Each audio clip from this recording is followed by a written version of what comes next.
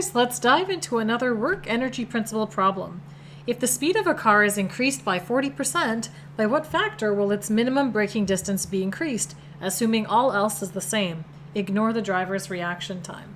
Okay, so let's draw a scenario of what's happening here. So here's your road. You've got the car going forward initially, and then the car starts braking, right? So let's say about here, the car is braking. So if the car is braking, we've got a few different forces acting on it, right? We've got now your frictional force going backwards, FFR. You've got your normal force, which you had initially, and you've got your weight, FG. Okay, so we've got a pretty good scenario of what's happening here.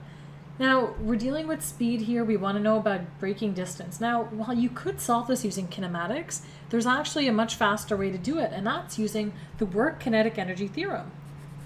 Why? Because we know that work is equal to delta EK, but we also know that work is equal to force times distance times cosine of the angle between them. If you can equate those two, now you've got an expression with speed and distance, so you can pretty much just solve the problem from there. Okay, so set one work expression equal to the other, and you're going to get delta EK is equal to F delta D cos theta.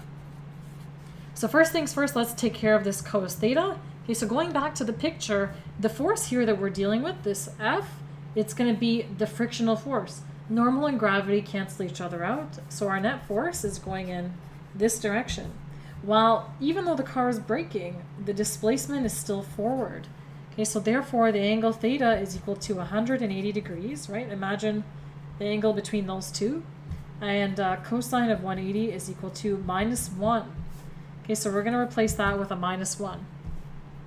So we're going to get minus F delta D is equal to delta EK. Now, delta EK, that's EK final minus EK initial. Check out video number 102 for a more detailed problem that involves that, and then you guys can always come back to 103. But essentially, yeah, it's EK final, so EK minus EK naught. Okay, so let's plug in our values, or rather our expressions. 1/2 mv squared minus 1/2 mv naught squared equals minus F delta D. So this is where things get fun because we can start canceling out. Hey, check this out. The speed is increased by 40%. We want to know the factor by which the braking distance is increased. Now, when you hear braking distance, that means that eventually the car is going to stop, right? So the final speed is going to be 0. So V is equal to 0 meters per second. V naught, well, that's still to be determined, but V is 0. So this entire expression disappears. So we're going to be left with minus 1/2 mv naught squared equals minus F delta D, therefore making the negatives cancel. So you're left with 1/2 mv naught squared equals F delta D. Now, we're trying to figure out the amount by which the braking distance is increased. So let's isolate for delta D.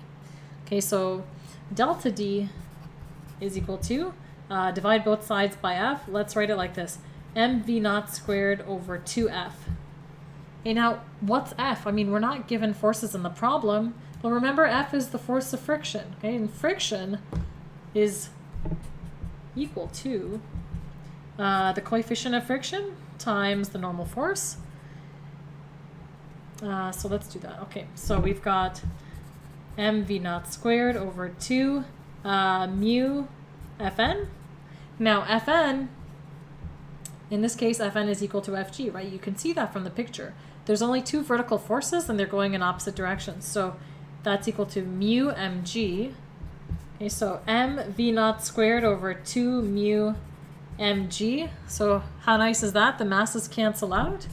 So cancel and cancel, and you are going to be left with D is equal to v naught squared over 2 mu g. Okay, so there's our expression for the distance.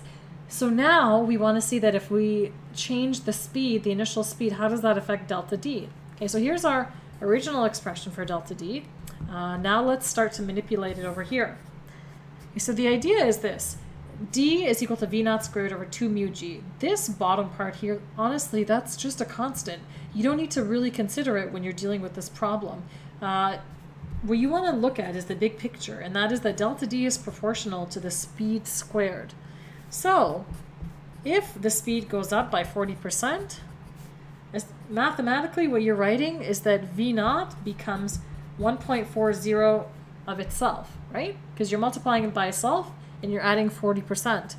So now we can say that now delta D is proportional to 1.40 V naught squared, right? It's the speed squared. But now that 2 gets applied to the 1.40 and the V naught.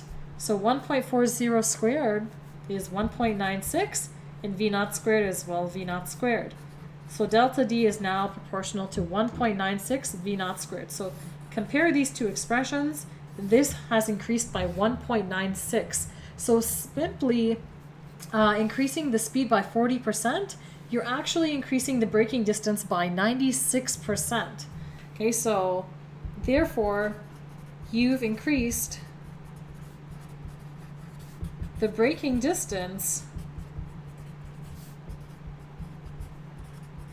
by 96%.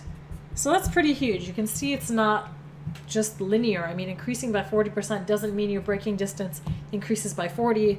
It increases by almost double. Okay, so guys, I hope you enjoyed that video and learned something safer when you guys take out the car next. Be sure to subscribe to Physics in the Flesh, and be sure to smash that like button so that I know that you guys are learning something from these videos. Stay tuned for the next video, 104, which will be published tomorrow at 12 noon.